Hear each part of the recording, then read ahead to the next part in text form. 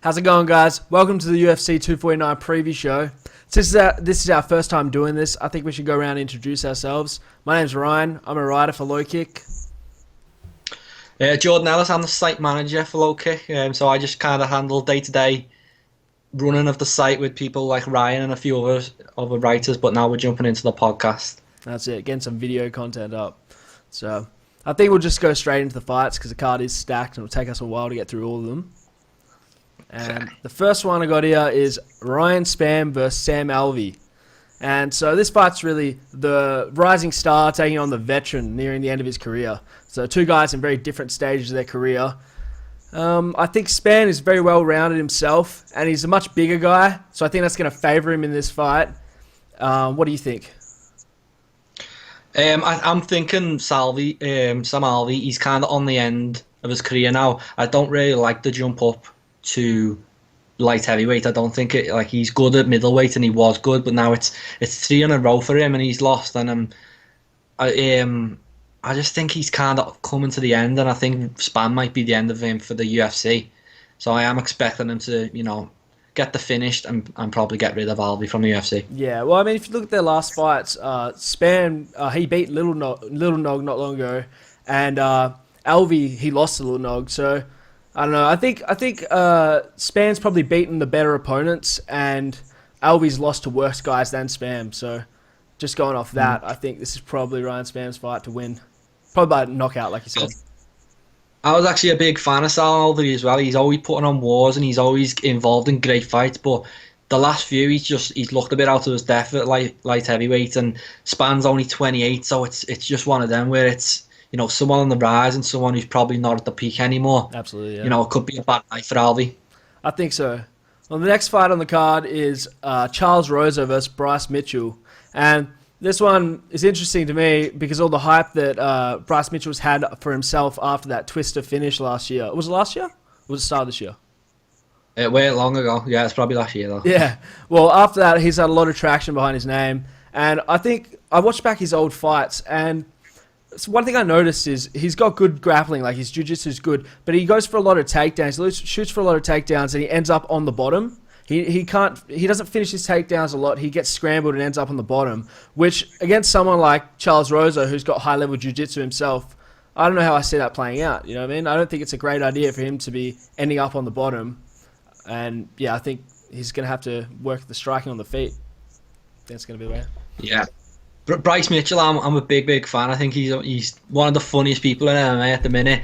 I don't know why the UFC won't give him his camo short. I don't know what's going on there. But I do think this is a step up. I think Rose has only lost to some top guys. I think I was having a look through his record. It was people like Seaver and Yair Rodriguez and things like that. So it is a big step up, and it's just whether he's gonna rise to that challenge, which I do think he will. I think he'll probably edge it out on the card, but he's about 25. He's got all the potential in the world. So I just see him getting better and better. He's just got to get through these first few sticky fights. It's not like as the level rises, someone might surprise him catching him something. As you said, he does dive in and leaves himself vulnerable. So he could get caught, but I don't think he will in this one. Well, on the other hand, Charles Rosa, he gets hit a lot. Like, I was watching his last fight. I think it was his last fight against Bochniak. And he did win that fight, but he got hit a lot. And he's got that karate-style stance where he's side on, throwing a lot of kicks. And I just think, I don't know, I think he's going to have to stay at the distance and beat Mitchell up from distance. He can't get into a brawl with him because I don't think it's going to work in his favour, Yeah, absolutely. This is probably one of the, not to diss a fight, but it's one that I'm not looking forward to as the rest. I think it's a stacked card, and Bryce Mitchell he's a rising star, and it's great to see them in action. But there's so many great fights on this card, you can almost forget that this fight's there. So hopefully they can bring some attention to themselves, potentially get a fight in the night. Yeah, I agree.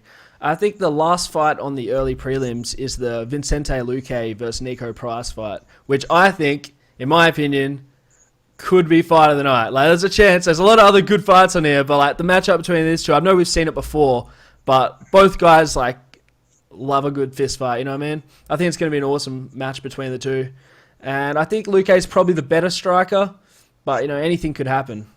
That's what I'm saying. Who are you picking in that one? I think I've got Luque just because his striking caliber I think is higher, and I can't see him making the mistake like Vic did where he gets up kicked or whatever. I think it was an up kick knockout. Yeah. That's right. So I don't think he makes enough mistakes to get caught by Price. So I think I've got Luque in this. Yeah, I think I'm going the same, and he's already got the win, which that's got to give him so much confidence heading into this fight. But then they've both come on so far, like there's so much better fighters than they were. Luque, although he got that loss to Wonderboy, and shout out to Wonderboy because he got absolutely starched by Pettis and bounced back and he absolutely lit him up, Luque. So that was brilliant. But Luque, I think he's just a little bit of a level above, just one level. He's above Price, and Price he gets these crazy knockout finishes, but he's so tough, Luque. I just don't see you're not gonna do him with one punch. You're gonna have to absolutely beat the living daylights out of him, and he's not gonna do that, Price. I don't think. Also, you go. Sorry. To conclude, I'm going Luque all day. I think it'll probably be on decision. I don't think he's gonna stop him again, but I think Luque definitely. Well, in that last fight with Wonderboy, while he definitely lost, but I thought he looked good. I expected him to do worse against Wonderboy, so I thought he looked okay. You know what I mean? I think he definitely looks good enough to beat Price.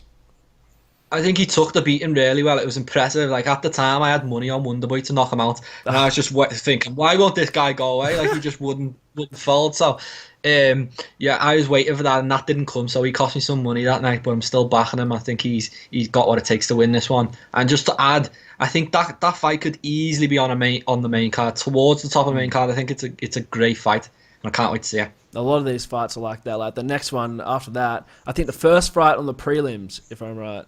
Yeah, I think it is. Yeah. Is Uriah Hall versus Jacare Souza, which is like a main event fight on any other card. It's so early on this one. And what do you think of that one? I'll let you go first. I'm thinking Hall. Hall's. I watched him come up through the Ultimate Fighter with everyone else was hyping him so much, and he just hasn't quite lived up to it. But he's always got it in him. And the reason I'm picking him to win this one, even though Jacare is still a beast, I do think he's on the decline, Jacare. I do think he's getting old. He's lost to Jackie Manson, who's a good fighter, but I don't think a Jacare of old would have lost to Jackie Manson. Neither. And if Hall turns up, he can uncork something, and I think he can catch him. So I think he will catch him. I've got a feeling, and I think he'll probably end up getting a performance of the night bonus. I think he's going to get him with a kick. And it's going to be a big shock, and I don't think many people are picking Hall, but I am going to pick Hall on this one. Well, the other thing you got to take into account is Hall has 7.5 inches of a reach on him, so he's much longer, and obviously he's the better striker. So if he can keep it at range, he's going to land something. I don't think he knocks him out. I don't think he gets a finish, but I definitely think he outpoints him. So, but if it goes to the ground, it's Jacare's fight. I don't think anyone's arguing that. Yeah. And Hall's just so frustrating to watch as a fan, because he's got all the ability in the world. He can knock anyone out if he wants to, and he rarely shows up. And I feel like he was saying something about he's been training non-stop. He's been on lockdown, living in a gym training. I think if he can just unleash that animal and just come out and just show no fear against Jacare, he can finish him, because he's not the same fighter he used to be. So do you think Hall will take this one by like devastating knockout, like a spinning wheel kick or something? Yeah, I think he's definitely getting a bonus if he finishes it. If he wins, he's got to really knock him out, I think, to win. I think the longer the fight goes, the more likely it is that Jacare will probably get on top, either pound him or submit him, or just dominate the fight from there. Yeah. I think he's good. You get him with a head kick and potentially end it. That's how I envision it. Okay, early. Yeah, I think I'll probably take Hall, but I think it'll be by decision. I don't think he gets a finish. I think he just outpoints him. Maybe he probably. I think he wins the first 2 rounds and he loses the 3rd round. That's my prediction. So I'd be interested to see. I always love watching both of them. They're both great fighters. So yeah. Whatever happens, I think that's going to be one of the better fights of the night as well. Another question I got for you: if Jacare loses this one, do you think he goes back up to light heavyweight, or you reckon he stays at middleweight? I don't know. It's just because there's such a jump. You need something in the middle. Like this is not the time to be getting into. We need a 195 division, but that's what they need because they're going up and they're just seeing like 205s are too big because you've got people cutting down from, 220, 230, whatever they're weighing, and these are just weighing it naturally. So you do need something in the middle. Weidman had the same issue and he's come back down when he's probably not comfortable at 185, but not comfortable at 205 either. So they are kind of stuck in a rock hard place, but. Yeah, I think he probably would go back up, or he'd have big questions to ask because it'd be 3 in a row then. So it might just be time to call it a day at that point. Did you watch the fight with Jan Blachowicz? From what I remember, it was quite boring. There was not real much boring. going It was on. a lot of cage pressing, but I didn't think he lost that. I thought Jan lost that, even though it was boring. I thought he did enough to get the victory. So. Maybe in them type of fights when it's that like boring, I'm just like, if whoever loses, I'm not. You both deserve to lose, really. Yeah. No one, call it a draw and just leave it at that. That's it. So that one, he weren't impressive either way, was he, at 205? So it's not like he's going to be rushing back up. But at the same time, Jan's a beast, so there's no shame in Anderson, losing him. Yeah, there's no shame in losing to him at all. Yeah, I agree. So the next one on the card is Carla Esparza versus Michelle Waterson. And so this one, I don't know. I think it's one of those, like, if Waterson keep it on the feet, I think she takes it. If it hits the ground, it's going to be Esparza, if I can say that name right. I think if it goes to the ground, it's going to be her fight. But if it stays on the feet, I think Waterson will just pick her at distance, I'm actually going the other way on this. I think Esparza is massively underrated. I think she's got a bit of an ugly style. She kind of rushes in, and if someone catches her with a nice head kick or something like that, she'll be done. But she can't. She's just such a gritty fighter. She gives 110% every time. I think she's had a few tough losses that she hasn't deserved. The former champion. I think what she'll do is she'll probably just edge you. She'll just edge it just by being busier, wanting it more. But then it all comes down, will the judges actually give it? Because I've seen her be robbed a few times. I don't think her style goes down well with judges. So I'll be interested to see how the result goes. But I can kind of clearly picture that fight of being really scrappy. Esparza landing a lot, Watson maybe landing the better quality stuff, and then it's just going to be like, who knows when it goes to the judges. But I'm giving the edge to Esparza. I think she'll just nick it. Well, I mean, she's coming off a 2-fight win streak, whereas Waterson's coming off that loss to Joanna. And I thought losing to Joanna wasn't like a... everyone's going to lose to Joanna unless you're like top 3, Yeah. So we'll see what happens in this fight. I think... I don't know. I think it's a 50-50 fight. I don't really want to make a pick. But if I'm going to pick one, I'm going to pick Waterson just to go against you. Yeah, I'm picking these just because I've got to pick. I think that's the biggest 50-50 on the card. I think they're so evenly matched that I don't really see anyone landing a knockout blow. It's going to go all the way. Both tough people. It won't get stopped. I can just see them nick and tuck all the way through for 15 minutes. And then at the end, everyone will be like, it'll be 50-50 down the middle. No one will know who's won. Okay. I agree. The next fight is an interesting one to me. It's Fabricio Werdum's return against Alexei Oleinik. And so everyone who's seen Oleinik fight knows what he's going to do. He's going to try and grapple with you because his grappling is the highest caliber it can be. But Werdum has really good grappling himself. So in this matchup, I don't see much way that Oleinik can win. You know what I mean? Because I don't think he's going to submit Werdum. I think Werdum's good enough not to get submitted, and he's definitely better on the feet. So I'm going to make an early prediction here, and I think Werdum wins this by finish, probably in the first round. Yeah, I do agree with you. I think this is almost the perfect matchup for Werdum to come back to. After such a long layoff, he's 42 now. He's coming off was it a ban for steroids? I don't want to accuse him of anything, but he's coming off a ban, and usually people don't come back better off them type of bans. They come back worse. Yeah. And I think anyone else in the heavyweight division he might have struggled against, but I feel like Oleinik's not going to submit him. He's got so much more weapons than Oleinik, so it's just not going to happen. But depending on what Werdum shows up, depends on how long this fight goes. So if Werdum's not his best, this will go to decision. If he's still looking good and looking sharp, I think he'll get the finish, but he's probably on the feet though. Yeah, I agree. 100% it's going to be on the feet. Because if you look at Oleinik's last loss, which was the one to Overeem, he got him to the ground, and Overeem managed to get up. He defended himself and got back to the feet, and it was pretty much over then. He landed something, put him down. I don't think his striking's up to caliber to be at that high in the heavyweight division. I think a lot of the guys above him in that division are too good and high-level strikers to get stuck in a submission, I don't think it gets to the ground with a lot of them. No, and I think I've watched Olenek last time out, and he gets people he's had people on the ground for a while, and he's playing with them, and he's trying to go for the submission, and he's not wrapping them up straight away. It took him a while in his last fight. Yeah. And he's just not going to get the chance even if he got him to the floor. Werdum's not going to give you the chance to even nearly get something on him, so he's just going to get back to the feet. Olenek's an old guy himself as well. I think they're both 42, so it's kind of the perfect matchup for Werdum. I'd be very, very surprised if he didn't win. And I can't remember the last time that Fabricio Werdum was submitted, if he has been submitted. From memory, I can't remember. No, he won't have been. Yeah. He's too good. No, there's no chance. I'd be surprised if either guy got a submission. I think Werdum on the feet's the best bet, but I'm interested more to see his next fight than this one. I still think he's going to struggle to get back into the top tier or anywhere near the top tier. I think he's too old. He's coming off a 2-year ban. It's not going to be great for him. Yeah. But I'll be interested to see who they match him up with, because he could, by looking so good against Olenek, he could get himself into trouble and end up getting a match with some type of beast. And then that's the one you got to look out for. I think Olenek's pretty high ranked himself. I can't remember the number. I think it's top 10. He's one of them guys. He seems to snatch wins and quite big wins, but then he will lose the occasional one. So it is he's a good fighter. He's got his trick, hasn't he? He's got his one trick, and he uses it, and he's really impressive at it. But then at some point there's a level where you're not gonna get them guys with it, and certain people aren't gonna fall for that. Yeah, I think that's what we're gonna see on Saturday. So the next one is the featured prelim, and that's the rematch between Anthony Pettis and Dom Cerrone. And I will let you start.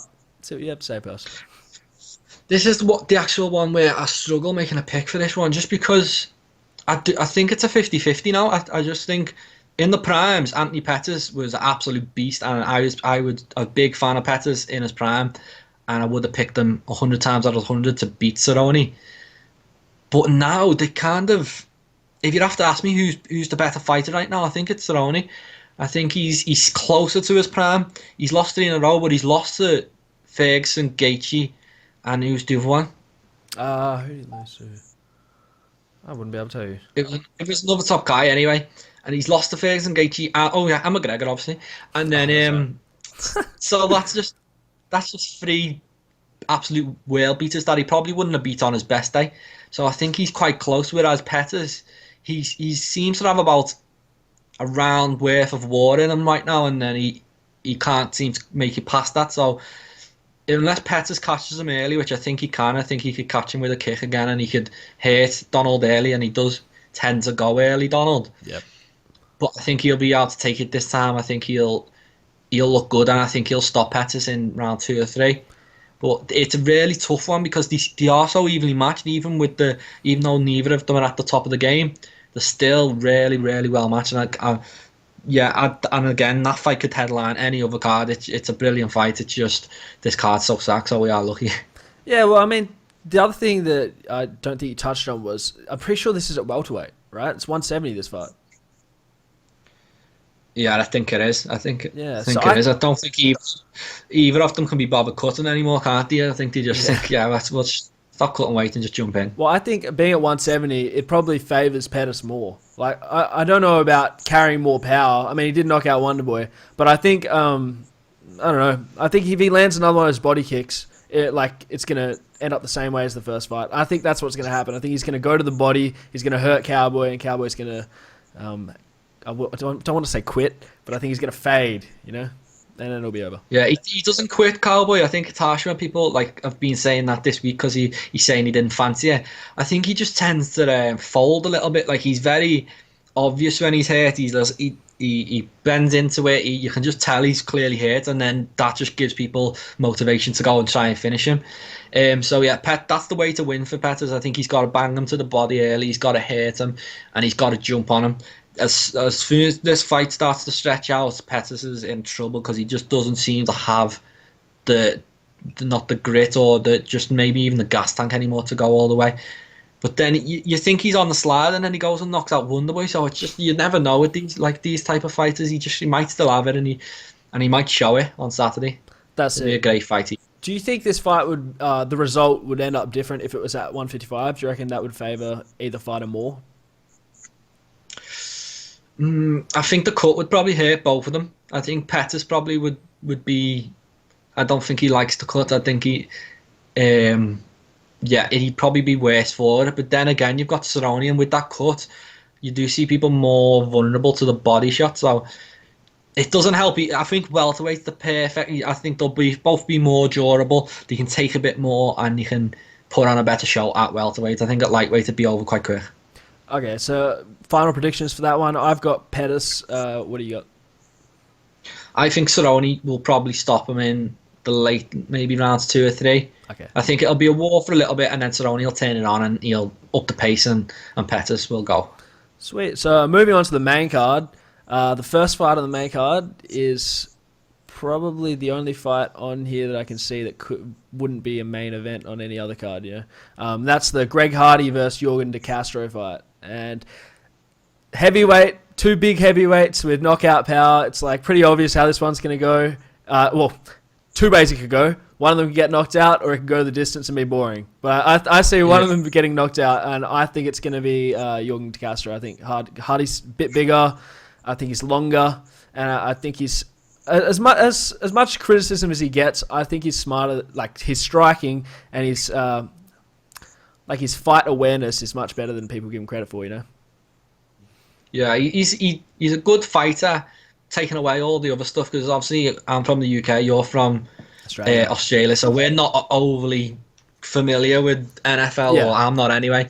So I don't know him other than being an MMA fighter, and I think from what I've seen, he's a good fighter. It's just the more controversial thing is that he's always so high up on these cards. Like, in reality, his talent, he should be opening the card, shouldn't he, on this fight? He's no better than Sam Alvey or Ryan Spann. But we'll move away from that. I do think he wins as well. Yorgan De Castro, he's still quite unknown, untested. He had a lovely knockout in his debut, but he doesn't look to be anything spectacular. I don't know if he's going to prove us wrong. But then with Greg Hardy, he looked good against Volkov, considering he's not very, he's quite new to the game, and Volkov's a world-class talent. So I think this is another knockover. I think he's going to catch De Castro early and probably get him out today. If De Castro wins, it's going to go 3 rounds. It's going to be boring, as you said. Yeah, that's how I see it. I think Hardy knocks him out, but I think if this goes past the second round, we might see the inhaler come out, and that could be when things get interesting. Yeah, and that's another way he could lose. He could end up getting DQ because he is so new, and he just does weird things that everyone else knows you shouldn't do, but he's like kneeing people to the head and just doing an inhaler in the middle of his break and just doing weird things like that. So, if anyone betting, you could bet on the DQ, and that'd be a good one on that one. Yeah, make some money. Well, the next one is Jeremy Stephens versus Calvin Kattar. What do you think of that? This is my personal pick for fight tonight. I think this is definitely, it's just got everything about it, and I'm picking Calvin Kattar, and I had to take some time to think about it, because Stephens is still a beast. He can still knock anyone out, and he can definitely knock Calvin Kattar out if he lands on him. But it's another one of them where it's similar to Hall Jacare, where I do think it's just a timing thing, where I think Kattar he's on his way up. He nearly had Sabit in his last fight. I think he's ready to go for the title, and I think Jeremy Stephens is probably a bit past that now. I think he's not on the downside or anything like that. I just don't see him making another run. And I think Kattar he'll probably get it over 3 rounds. He'll be all busted up. They won't be all a mess. But I think it'll just be an absolute war, and I think he'll get his hand raised, and it'll be quite clear. I don't think there'll be any controversy, but he'll still have been in an absolute war. I agree. I think it's going to be a really good fight. Definitely a fight of the night contender. And I agree. I think I've got Kattar on this one, because my reasoning is I think he's just the slicker striker. I think his boxing is better, and I think Stephens takes a lot more damage than he gives. And I think I've just got Kattar on this. I think it's his fight to win. And like you said, he's like ready for a title shot. If he didn't have that loss to Savit, or if that fight was 5 rounds, that would have favoured him. I think he would have like ended winning that fight, because in the third round he looked phenomenal. Like, not a lot of people do that against Zabit, but you know. Yeah, I think he would have stopped him in the fourth round. I think just all he needed was time to win that fight. He didn't get beat; he just got beat by the clock. I think Stevens he'll come and he'll give a war, but I just don't think I'm actually a really big fan of Calvin as well. I just think he's the next one at 145. And it's just a shame Jeremy's running into him. I think Jeremy's also on a bit of a slide as well. He's lost a few. I don't think he's won since 2018, so it's not a great fight for him. But if he goes and knocks out Calvin, that's him back at the top, and he can always do it. He's got the power. He's got crazy power. So yeah, that's my fight tonight. I think it's going to be an absolute war. Can't wait. And if Qatar wins that, if he wins it, who do you think they give him next? Because there's not a lot of people above him in the rankings from memory. So it's like Ortega could be a good one, yeah. Ortega needs a fight, and it's just, I think that's a good fight for him as well. He'd have to drag him to the floor, because obviously we've seen he's got good hands, but anyone on Calvin or Max Holloway's level, he's gonna get absolutely pieced up. So it's just one of them great style matchups. But they could give him Zombie, they could give him Yair. That's such a good division. Yeah, there's so many good fights in him, and he's not, even if he beats Stevens and he knocks him out with an absolutely beast of a right hand or something like that, he's not getting a title shot. He needs two more wins, and they need to be impressive. So that's what I was going to say. If they do Ortega versus Zombie, then Yair and Qatar would be an awesome fight if he gets past Stevens in this one. And the next one is Francis Ngannou versus Jairzinho Rozenstruik.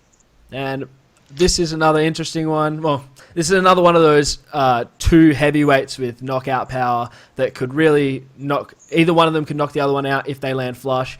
But I think that Ngannou's like a slicker striker. I think he's got better striking. And I'm pretty sure he's larger. I could be wrong, but I'd probably put money on that he's the bigger guy. Yeah, so they're larger. Yeah, so I think this is Ngannou's fight to win. Yeah, I agree. I think Rozenstruik, he's coming up. He's jumping a few levels. I know he got a good win over Overeem, but he did get in the last second, and Overeem was on his way to winning that. Whereas you put Ngannou in with Overeem right now, there's no doubt, a million times out of a million, Ngannou's going to knock him out in as quick as he can. Like, it's going to be within a round. So I think he's jumping a couple of levels. He's still quite new to the game. I think he's about 10-0. Ngannou, for me, he's the next champion. He's ready to go, and it's just about, obviously he had a bad loss to Miocic, and that's keeping him from getting another shot. But he's ready for the title, and I think anyone you put in front of him now, he's going to knock out. I think he's the next champion. I think he knocks out Stipe. I think he knocks out Cormier. I think he knocks out them all. So I'm expecting him to deal with Rozenstruik quite quickly. I think he might be a bit tricky to actually land clean on, but I think as soon as he does, it's game over. Yeah, I agree. And the other thing is, as you said about Ngannou versus Stipe or versus DC, the Stipe matchup, we saw that before, and Stipe, he's not been the same since then. You know, that he took a lot of damage in that fight, even though he won it, and he convincingly won it. He definitely beat Ngannou. It definitely did hinder his career from like now forth. He took a lot of damage. But if you put him against DC, I don't see that going any differently than when he fought Curtis Blades. You know, Curtis Blades tried to take him down, and he just couldn't, and he ended up getting finished twice, if I'm correct. Yeah. What DC's got is he's got the actual small stature, which probably helps him do stuff under the punches and makes him hard to hit. So yeah, I could see him absolutely wrestling the life out of him, but I just think the losses have helped him, because he's just gone to another level, and you know, every time he faces anyone, people pick the other guy. It's Kane was going to knock him out, and then Kane got knocked out. Blades, I think he's right there, and I think Rozenstruik he'll deal with. I think it might take him a round or two to actually land, because he is a good fighter, Rozenstruik. He's just jumping up a little too quick. I think the jump from Overeem to Ngannou is too big. It should be a guy like Volkov or, you know, Derek Lewis or like someone along them lines before you go straight for Ngannou. But yeah, he's a brave man. Yeah, so what do you think happens to the winner of this fight? Because obviously we've got to wait for Stipe versus Cormier 3, so they're going to be sitting there. Do you think they take another fight with someone else? Or if it's Francis who wins, do you think he just sits until the belt's determined? I think in an ideal world he'd sit out and wait, but it's not ideal, is it? Like, he's not a multi-millionaire. He's he needs to earn money, so he'll just fight anyone. And lucky for him, he's just got the equaliser where he can just knock anyone out and have a relatively easy night at work. So he'll take another fight. Jerry's he'll take another fight, but then again, Dana White's talking madness about stripping Miocic right now, so you never know. He might put a belt. He might just say, Ngannou, Cormier, let's get it on in August or something like that. I wouldn't be too surprised to see that either. I don't know if that's a good fight for Cormier to retire on, you know. Out of the Stipe versus Ngannou, I would much rather fight Stipe if I was in Cormier's shoes, you know. Because, like, obviously he gets a trilogy fight, he's got the belt to gain back. Even if versus Ngannou's for a belt, it's like, if he gets knocked out by Ngannou, that's 2 losses in a row, you know, to 2 different people, so... And yeah, it's better fight, but at this point he's 41. He's got a big broadcasting career just waiting for him. He's probably just eager to get it over and done with. Move on. But yeah, I think Stipe's the fight to make. It's just obviously he's a firefighter on the side and things like that, and he can't train, and it's not fair to be saying let's strip him right now. But it rolls around. It's gonna be a year since the last one, so you just kind of need to get something sorted. So I kind of do get what White's saying, but we are in lockdown, so what do you expect them to do? That's it. So the next one is the co-main event of the evening, which is Henry Cejudo versus Dominic Cruz for the bantamweight title. Good fight. I like it a lot more than the Aldo fight, in my opinion. I didn't think Aldo deserved the title shot after that fight with Moraes. I thought that Aldo probably did win it. Like, he won the last 2 rounds and he got smashed in the first one. But I just I don't like this, people coming to a new division and then losing, or even if they're winning their first fight, getting a title shot, you know. I get that he was the best featherweight all the time when he was in his prime, but I didn't think he deserved the title shot he was getting. Cruz, on the other hand, I don't know about him coming back and getting a title shot, but I prefer it over Aldo coming down and losing and then getting a title shot, you know. What do you think? I agree with that. I think Aldo, it was a close fight and it was a great fight. I weren't really too bothered about the decision. I don't think he looked I didn't think it was a robbery. I thought it was close and it could have went to either guy. Mariah's got it. That's how it works. It weren't a robbery at all. So it's not like we're giving someone something who should have earned it. Mariah's won the fight. Yeah. And he shouldn't be in the position. So I'm glad to see Cruz come in. I think Cruz is one of them guys where he's earned this shot. He doesn't need to beat anyone. He's done enough. And even though he's coming off 4 years, he's done it before. He can do it again. And I just think, it's a much better fight. It's a much bigger fight, in my opinion. Yeah, 100%. And so the actual matchup, I think Henry's going to have a lot of trouble finding Cruz because he's very elusive with his striking, you know, and that could be a problem for Henry. Does he use his wrestling? I'd say he will try. But Cruz has notoriously good wrestling defense as well, so I don't know how effective his wrestling is going to be, you know. I'm expecting Henry to go in and just try and take his head off. I think as good as Cruz was, he's 4 years out the game, and even then he'd coming off a loss, and he got, if you look back, he got absolutely battered by Cody. Yeah. So this is not prime Cruz. It's nowhere near prime Cruz, and I'm kind of expecting Henry to treat it like that. I think he was saying on the conference call the other day that he's expecting the best Cruz, but I don't really think he is. I think he's expecting a similar touch to CJ Dillashaw, tap him on his chin and he'll go out quite quick.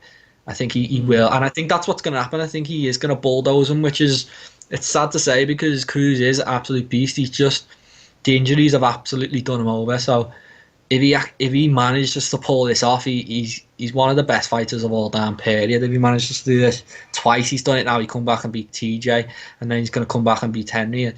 It'd be crazy, almost too crazy though, so I don't think it's going to happen. Yeah, well, I mean, it's been 3 years since he's fought, so who knows what he's going to come out like. You know, he might have switched his entire style up. I don't see it happening. He had a very signature way of fighting, you know. I think he'll come back and do the same thing he's always done. But I don't know, maybe 3 years off is good for him. Maybe he's going to come out fresh and ready to go, you know. Maybe he comes forward the whole time and takes Henry's head off. Who knows? It all depends on how much training he's actually being able to do. It's injuries. He's not having 3 years off for a laugh. He's having 3 years off because he can't physically fight. And that's the problem. It's that is he getting any better? Is he sitting on the couch? Like, what's he actually doing? That's my issue with it. I'm absolutely such a big fan of Cruz as well, but I just don't see. I Yeah. don't see the best him turning up. If the best him shows up, I expect him to outbox Cejudo over 5 rounds, and he's just going to pick him apart, and he could, because he's got the length, he's got the reach. It's quite a favourable matchup. He's not coming back against the biggest of 135ers. So if he's gonna beat someone, he could beat Cejudo, but I just don't think he will. So the other thing is, if Cruz wins, or even if Henry wins, who's next at bantamweight? Because obviously they might want to make the Aldo fight. That might be the one they want to make next. But you've got that who is it? Marias versus Yarn fight coming up in June, and to me that's the number one contender fight. Like, the winner of that should be next. But do you think they do Aldo next, even if Dominic wins? If Cruz wins, do you think they do Aldo Cruz, or is it just to rebook Cejudo Aldo next if that happens? I think they might do a rematch, but then I think either one of these guys, whoever wins, they're not really interested in the 135 title picture. They're interested in making much money, having the biggest fight. So it's going to be Aldo, it's going to be Volkanovski, it's going to be them type of fights. It's not going to be, unfortunately, Jan, Sterling, Marias. They're all just going to have to wait, because I think these two guys are in it for, the money fights, the legacy fights. And the UFC obviously are in for them fights, because the bigger fights, and it's going to make them more money. So, yeah, I do feel bad for the guys waiting there, because I'm a big fan of Sterling. I think he's right there. He deserves it. And I think the other two guys, whoever wins that, I think they're right there as well. So they're just going to have to wait, though, it's sad to say, but that's just the way it works, and they're going to have to. So you think the Cejudo-Volkanovski fight's a possibility? Yeah, I don't think Volkanovski's, too big. I don't think he's too big for Cejudo. He's only a little guy, isn't he? Yeah. I think Cejudo will talk enough, and he'll make it a fight. And so yeah, I think at the minute the UFC, he's kind of there with Adesanya. I think Cejudo's kind of one of their main guys, and they're just happy to let him do whatever he wants to do.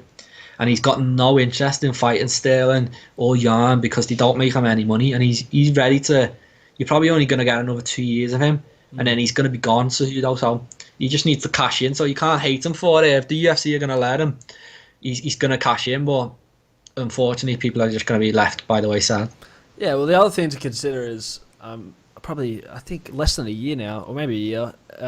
About a year, TJ's going to be back. So you think he just gets a title shot straight away? The rematch with Cejudo, if Cejudo's still champ, So there's a lot more to the bantamweight picture than it used to be, right?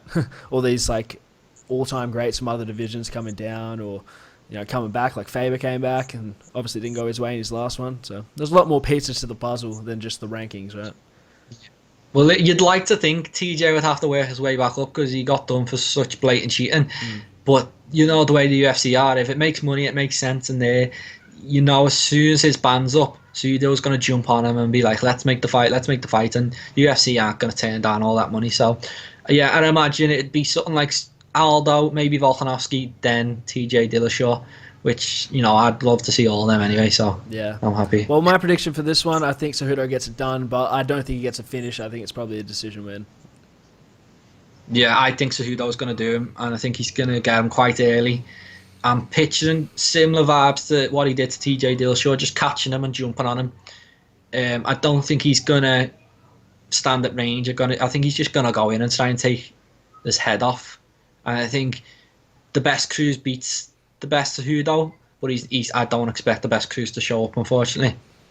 Okay, well, the main event of the night is probably going to be fight of the night. We said that a lot about other fights on here, but to be honest, this is the most likely one to be fight of the night, because it's two brawlers who are just going to stand and bang with each other, and that's Tony Ferguson versus Justin Gaethje. And I'll let you get right into this one. I don't think it's going to be fight tonight, first off, just because I don't think it's going to go long enough to claim it. I think it's going to be done quite early. It's a 50-50 fight, and I think if it goes early, it's going to be Justin Gaethje who wins, and I think that's what's going to happen. I think Tony, he's fighting about once every year now, and this is a bit of a step up from what he's been fighting lately. He's been fighting the Petterses, the Cerrones, and Gaethje's right there. He's a level above both of them right now. So, and he does get hit a lot, Tony. And I just think Gaethje, besides McGregor, is probably the biggest puncher at lightweight. So I just see him getting caught, and he'll scrap all he can to stay alive. But I think Gaethje's gonna absolutely actually nail him. What do you think? Well, I think I'm going to take Tony in this, and my reasoning for that is, while he gets hit, he does get hit a lot. He seems to like roll with the punches and reduce the damage he takes from them. And even when he does get rocked, he's always it's not like, other than the Venata fight, that was one time where he got blacked out, like he got hit with that head kick from like right underneath him, and his legs went out. But like if you look at his fight with Pettis, when he got rocked, he wasn't like, he didn't lose his legs as much. He kind of rolled with it, you know what I mean? He reduces the damage. He doesn't take big power shots, and he works his opponents down. He wears them down with strikes, and then he like pounces on them and works that DAS. And I think if you watch Gaethje's fights, aside from his last 3 wins or 4 wins or whatever streak he's on, if you watch the Alvarez fight and the Poirier fight, he gets hit a lot. And the body work that he takes really damages him. Even in the first fight, his debut against Michael Johnson, like the body work was really affecting him. So I think you're going to see Tony go to the body a lot. And I think he's just going to wear Gaethje out and eventually stop him maybe in the 3rd or 4th. Or he gets knocked out in the 1st. Yeah, I can see it both ways. I absolutely can. I think the longer it goes, it's Tony's fight to lose. I think he's gonna be throwing volume, and he's gonna be throwing everything he can very early.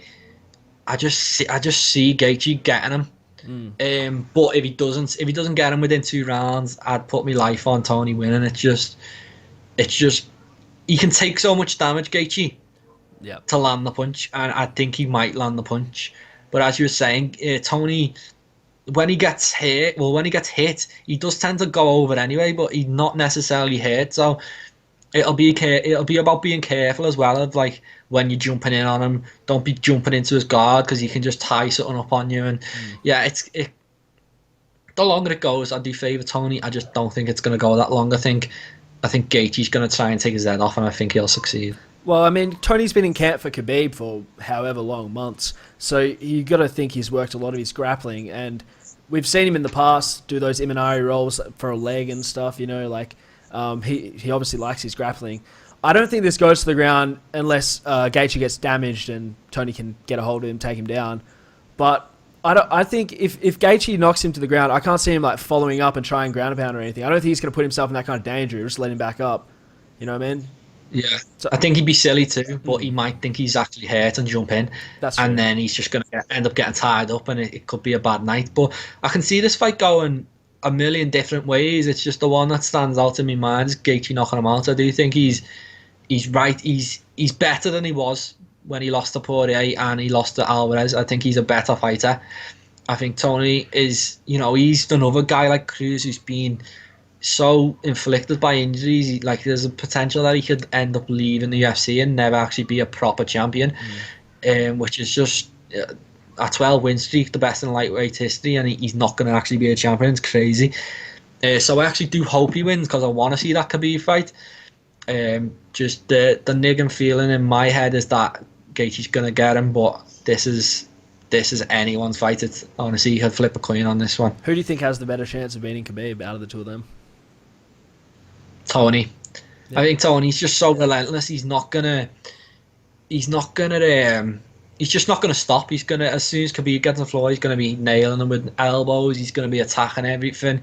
I think he'll get up quickly a few times. I think as the fight goes on, Khabib's takedowns won't work as much, and that's when he'll get him.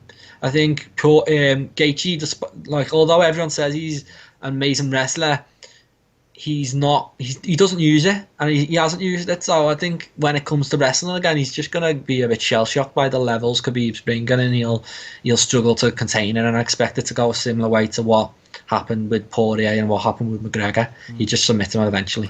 Yeah, well, that's the thing. Everyone talks about Gaethje's wrestling caliber, but I think Khabib's he's not just like straight like collegiate wrestling. He's got a different style where he like wraps up your legs and gets a hold of you and beats you. He's not just holding you there, he's beating you up the whole time. And I don't think Gaethje's going to do well against that, and I don't think Tony will do well against that unless he can like get in his guard on the ground and work those elbows and work submissions from there, or catch. So what I thought was going to happen between Khabib and Tony is I thought he was going to try and take Khabib down. If he couldn't get Khabib down, I thought he was going to like attack a leg from standing, like Imanari roll on a leg, or I thought he was going to try a lot of grappling stuff with also trying to beat him up on the feet. But it was going to go to the ground, and the difference was going to be, could he get Khabib inside his guard? Because if Khabib gets the side control or gets your back, it's just going to get beaten up, and that'll be a good night, Like, I don't think Gaethje beats Khabib. So no, I don't think anyone does, but he is with so much respect, he is kind of a one-trick pony. So once someone can just stop that wrestling, it's game on, and it just doesn't look like anyone can right now. But it's just a matter of time before someone finds the formula and then they get him. But I think if anyone, it's going to be Tony. But I don't think, not for a while, I don't think anyone's going to get him. So it's I hope Tony wins because I want to see that fight. I think Gaethje's going to win, but it's like 51-49% in my head, so I'm just looking forward to seeing it. Same. Well, the last thing I'll touch on is for Gaethje, before this fight, everyone thought International Fight Week was going to be McGregor versus Gaethje. That was the one to make. If Gaethje loses this, do you think he still fights McGregor, or do you think McGregor's gone now? He's going to fight Masvidal or whatever they're talking about, or do you think the Gaethje-McGregor fight will come back into the mix if he loses to Tony? It all depends how he loses. If he looks good and he comes out with lots of credit and things like that, or maybe if he gets robbed by a decision, but I think it's Masvidal. I don't get why you wouldn't make the Masvidal fight right now. I think it's just sitting there waiting. Conor obviously isn't too interested in cutting to lightweight right now. I don't think Masvidal's the biggest 170 anyway, so it's just a great fight, and I just don't get why you wouldn't book that. If for some reason they don't, Gaethje's probably the next in line, but I just wouldn't even be surprised if you see McGregor just skip over everyone and end up getting a shot at Khabib again. It's just the way they work, isn't it? Yeah. Well, on the flip side of that coin, if Ferguson loses, do you think they give him Conor? Because I don't. I think if Ferguson loses, like, they'll give him someone else. They're not going to give him a big fight like Conor. But if Gaethje loses, I could see them doing Conor versus Gaethje, mainly just because that Gaethje style where he likes to scrap and he likes to throw hands. And I think that favours Conor a little bit more than fighting someone like Ferguson who's going to try and grapple with you and whatnot. But that's not the reason. I think just because he's an entertaining fighter to watch, they're more inclined to give McGregor Gaethje than they would be McGregor Ferguson. Yeah, I also think the UFC and Conor McGregor will probably think Gaethje is an easier fight. I think, why would you fight Tony if you don't have to fight him? Why would you fight Tony if it's not for a belt? You wouldn't. So I think they think Gaethje is very hittable. He'll walk straight at you and Conor will knock him out. Whereas Tony, it's going to be hell, isn't it? No matter what happens. So the best be a belt at the end of it, because otherwise no one's interested. Yeah, so I'll get your prediction for that one then. Ferguson versus Gaethje, what's your prediction? Yeah, Gaethje, probably round 2. Yeah, round 2, I think Gaethje might get him. Okay. Anything after that, he's fucked after that. But anything before that, I think he's good. Yeah, well, I think Tony gets it done later rounds, maybe 3 or 4. And one more question for you on this: if this fight happened on April 18th, who do you think would have won it? Yeah, on the 18th, I would have given it to Ferguson just because. Sometimes I don't like the way Justin Gaethje speaks. He's very real, almost too real, where you just don't want to hear it from someone like him. He's like, "Oh, I've only got so much time in the tank," and it's like, it's not negative. It is true, but you just want to hear him saying, "I'm just gonna go and do it." And now he's more confident in his knockout. He's like, "I'm gonna knock him out now," and I think he's at the camp. He's fit. He's a fit guy anyway, and he can just go. And I think he's got the power. He's got everything he needs to go and do it.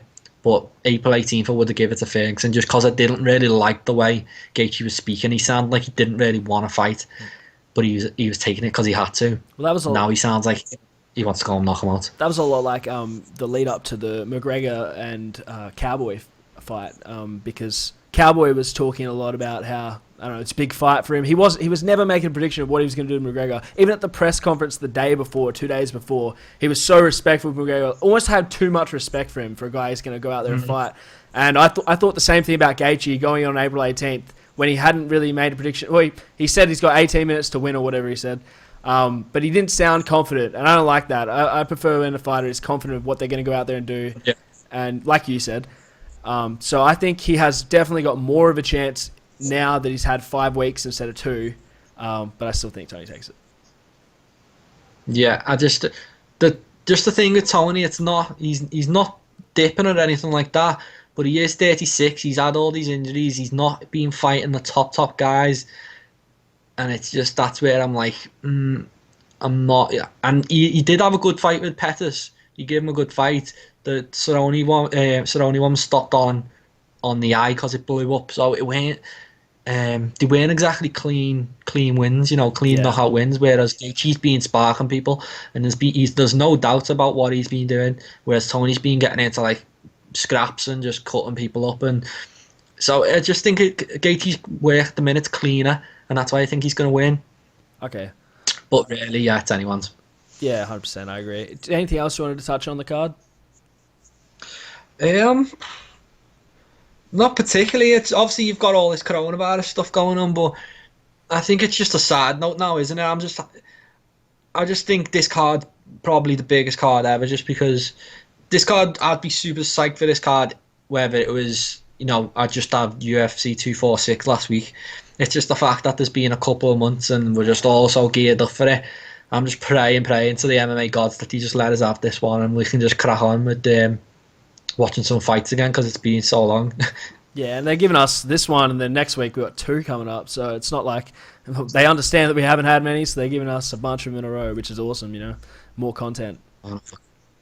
So it's so needed. Like, there's nothing worse than just no sports on TV. Like, they announced yesterday that the German football's coming back, so I'll just be watching German football in a couple of weekends just for the sake of it. Yeah. There's nothing to watch. So I just hope that everything goes to plan. No one tests positive for coronavirus, and we can just have all these fights and just sit back and watch.